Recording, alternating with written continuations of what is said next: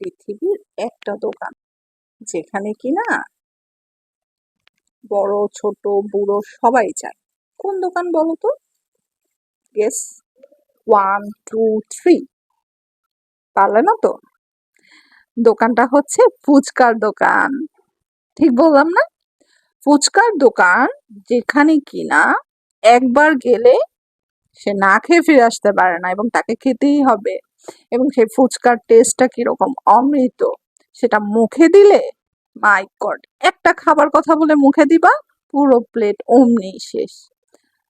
বাংলাদেশ বলো ভারত বলো, সব মেয়েরা আমরা ফুচকা প্রেমী। শুধু মেয়েরা না, ছেলেরাও কিন্তু এখন ফুচকা অনেক অনেক পছন্দ করে। ইভেন আমি রাস্তার ফুচকা যদি না ট্রাই করতে পারি, সেদিন বাসায় এসে আমি সাথে সাথে ঘুগনি ভিজিয়ে বাসায় তৈরি করে ফেলি চটপট। আমি এখন বলতে বলতে আমার জিভে জল চলে আসছে। তোমাদেরও তো এরকম চলে আসে, তাই না? আমি ভাবলাম যে আমার এই কথাগুলো তোমাদের সাথে শেয়ার করি। অনেকদিন ধরে তো আমি আসি না ফিডে, তো ভাবলাম আজকে বসে বসে আমার এই মাথার মধ্যে শুধু ফুচকা, ঘুগনি এগুলো ঘুরছিল, চটপটি।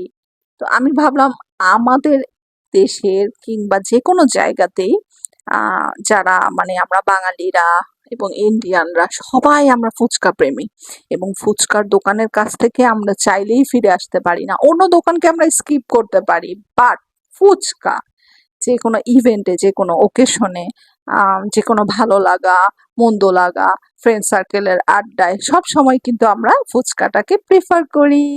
তাই কি না বলো?